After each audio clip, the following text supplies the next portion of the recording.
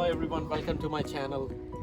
Today I'm going to show you how to replace an oxygen sensor, an air fuel ratio sensor for a 4-cylinder Nissan Altima 2007 model. Lately I see a service engine soon, a light on my dashboard. After taking it to Advanced Auto Parts, they told me that after running it through some computer diagnostics, they told me I have a bad sensor 1 bank 1 sensor. That means it's an inline 4-cylinder engine. That means it has only one bank, and sensor 1 means it's an upstream sensor.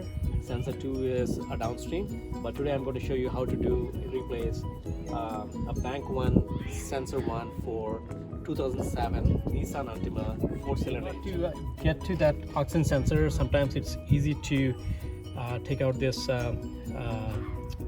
intake manifold. So I'm going to take out these bolts here.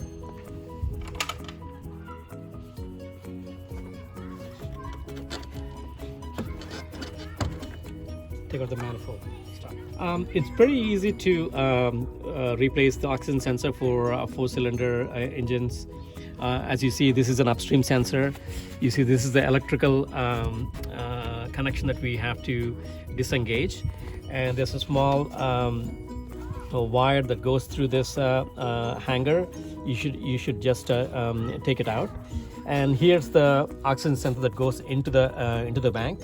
So we need to unplug this. Usually these are very corroded. I would suggest we use a breaker bar to loosen that up, then use a ratchet to unplug it, or probably even tighten it afterwards. So let's unplug the sensor. And again, you know, there's a small clip here. You need to first pull it down out of the clip, and then all you need to do is here.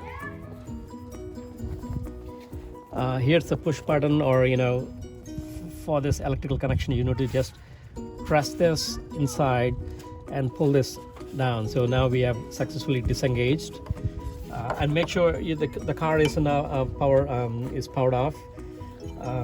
Then I took it out. I took out this.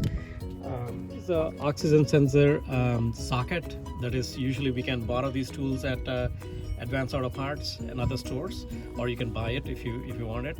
This has a groove to have this electrical wire go through, and as I mentioned, these are pretty tight, and probably you need a breaker bar to loosen them up first. So yep, I've got there, and here's my breaker bar. I'm going to give one big tight so that it, yep, I think I was able to loosen it up, so I'm going to take it out.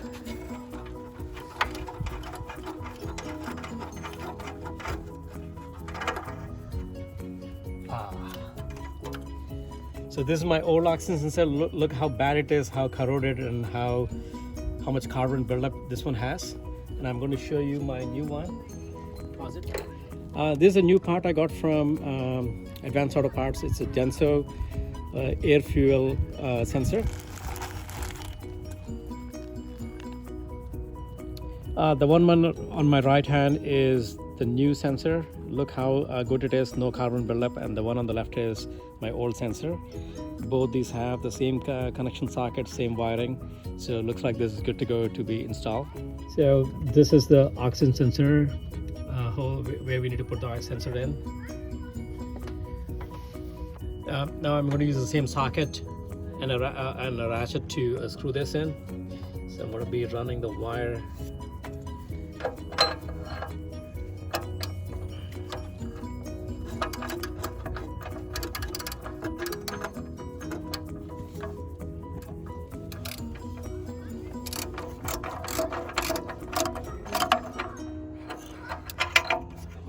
Tighten the sensor inside the groove. So now I'm going to use a ratchet to give it one more time,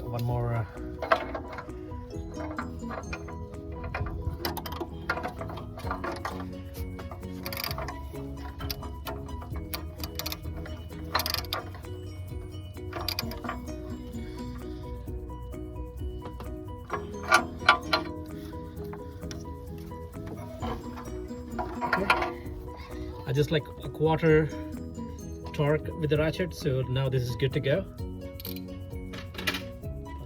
Now I'm going to run the wire through this bracket here and make sure this pointed groove goes into this side of the socket. So good. Okay, it's firm and tight. I'm going to use this groove to push it.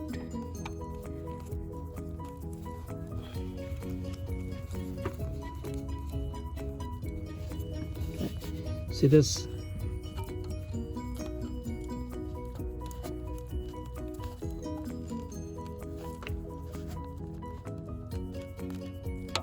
Yep.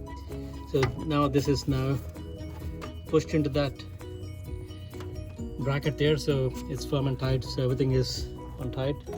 So the next step would be to reset the computer code so that the flashlight, the dash light goes away. Now I put the manifold back. Now I'm going to just tighten this a little bit.